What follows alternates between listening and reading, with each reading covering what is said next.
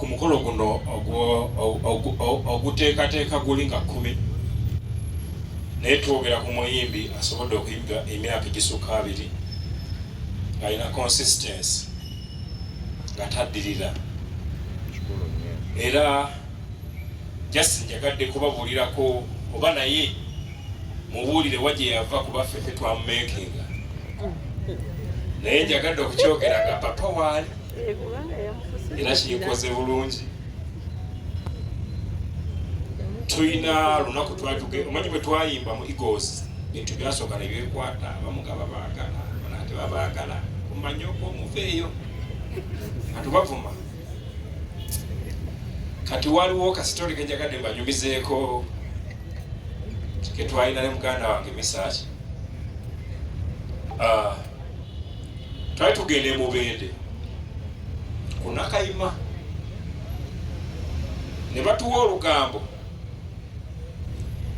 abantu baali baagala Mayinja, baali baagala Honorable Lutaaya ne Irene Nabato, abalala bonna ng'abantu tebabaagala.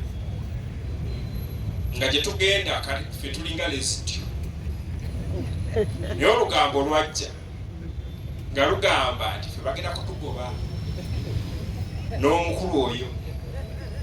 Ekipande nga bagala ky'abantu bameka mutudde mu baasi naye ekipande ekiddako temuliiko. Era papa n'antuma n'agamba nti sigenda gobwa,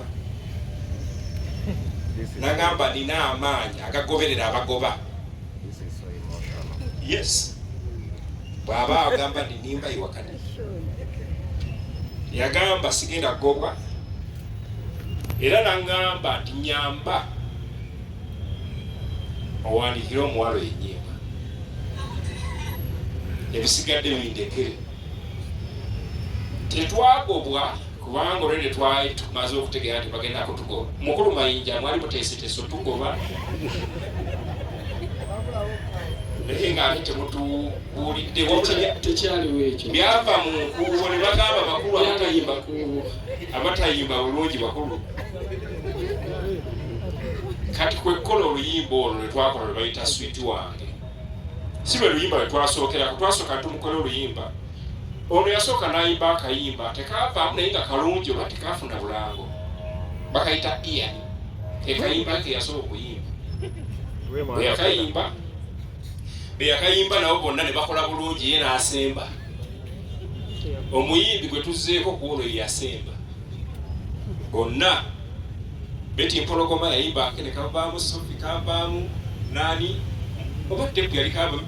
Papa yagiteeka n'ogitereka nga n'ennyimba azaddemu ssente empitirivu, ate omuyimbi ate akakende katakola ki bambi ne katavaayo ne kavumbeera naye nga tekaali kabijjasa ennyimba okimanyi nti olimba bwetolulanga tebalumanya mulumanyi olwa Ian akapera kati kalina okutandikirako wa mu konsati eno sooka okayi akapera ka Ian.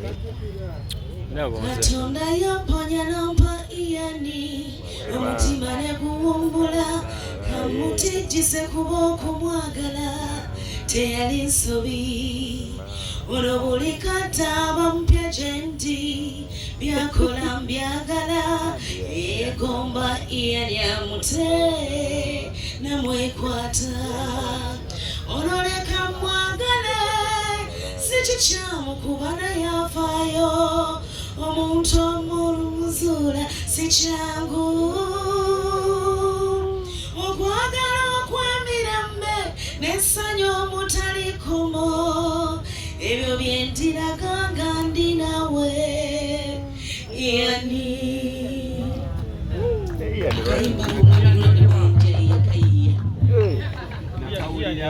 Big up on yourself, Ronald. Kakati bwe twava eyo olutandise okutambula okusejjera tugenda okujjaawo abagoba ne bawanika obubaluwa obugoba naye nga tebannabuteekako omukono. Ekirungi yali agoba omu tuli naye ne gwe baali bagoba omulala agidde mu kanzu naye tebatugoba kuba omusajja oyo tatya. Yagamba n'angamba twasomera mu ssomero limu n'emisa Ssemakula bwe twava yatutendeka babiri naye alina kyamanyi kyemmanyi nange nina kyemmanyi kyamanyi n'antuma n'aŋŋamba nti wandikira omuwala ennyimba ebisigadde bindekere. Kuyimba kwange nayimbanga ne Aunty Mariam ono naye nga bwe muyimba mukoma mu studio toli mulabawo ku stage eKamengo kubanga tamanyi naye abo baana bayo ng'agenda ku mikolo kale babeetaaga e Masaka Aunty Mariam abamuzannyo gwe ate nga gugwe yaguwandika tolina bw'omukaka. Kyatukosa nnyo nti oluyimba lwamugamba twaluyimba ne lutunda eggwanga lyonna naye tetwaluyimbawo ku stage okuggyako ekitobero ekya CBS.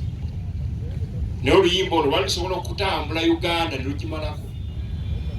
Ne tukola n'olulala lwe bayita bakikakasi nalwo ne luyimba bulungi era same story. Naye nga tomunenya Aunty Mariam twabasanga olwedde bo bayina ekifo kyabwe ate be baatufuula kino kyetuli kuba ne fene gye twagendanga yasooka otukola puroguramu nti mulina kutambula bwe muti. Kati kusaasira oluyimba lwa Sweet wange twasooka ntumuwa ekitiibwa ky'abaami nga twagala asimbule ku kigere ekisooka. Bwe yakuba ekitiibwa ky'abaami ne bamukubirayo kaluulu. Bwe yatandika ekitiibwa ky'abaami ne tumanya nno nti kaalikola. Kaakati tugenda okugenda maaso kati ate nga Ssemakula alina oluyimba lwaleese nga lulungi lusinga luno. Baali baluyita baali baluyita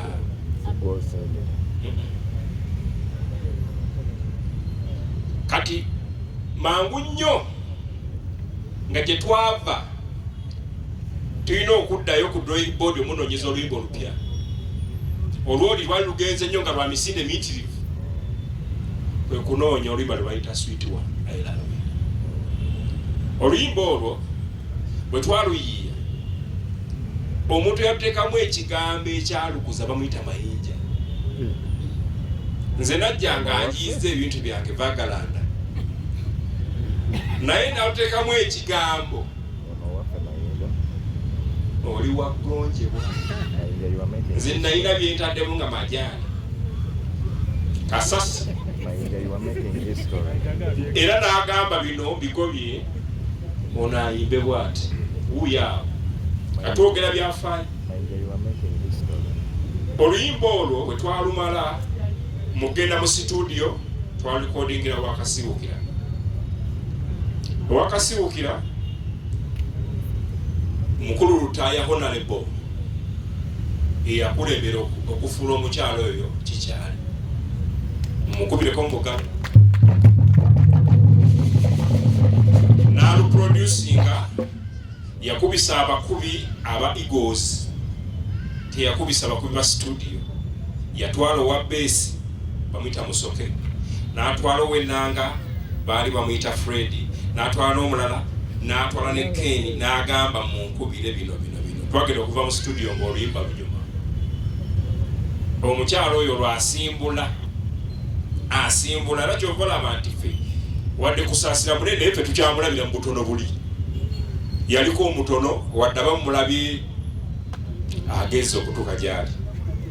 Naye ennyimba ezo zamaana ne zifuuka ensonga mu ggwanga nti oluyimba lwamala ne lufuuka kyamaanyi nnyo ng'oluyimba kiro wali owulidde kubanga ne mu Eagles yatuvaako n'atandika okuyimba mu Diamond production eya Kato Lugwanga nga Kato amuwe ssente azibala tannatuuka. Era mukulu Mayinja oyo yayimirira n'agaa nti kakati bw'oba osazeewo okusula Eagles awo tugenda kukwatagana. Naye ng'olwedde bamubalira omukakasi gwe yatuuka ekikali kikubyeko muntu ogwo.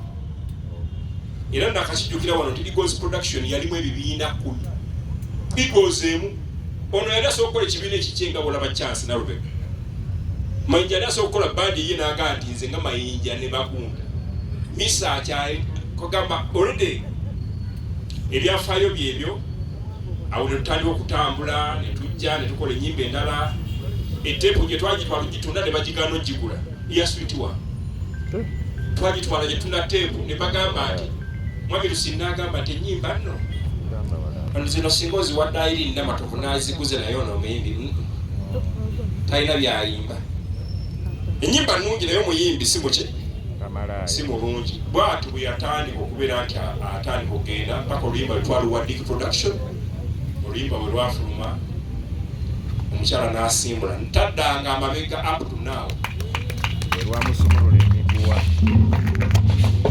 ebyafaayo bye tujja byogera naye ndowooza twagadde byo tubabulire entandikwa eyo mutegeere omuyimbi avaawa era yasobola atya okuba nti akikuba kuba kati bwe yasimbula awo yatandika kuba bikaali yali ayimba kiki Ian tebakuba ngalo batandika n'okweta ku ssente ku stage nga baleta nyenje bwetyo netandika okutambula kati awo waddako ndowooza twali tugenda London siko kyali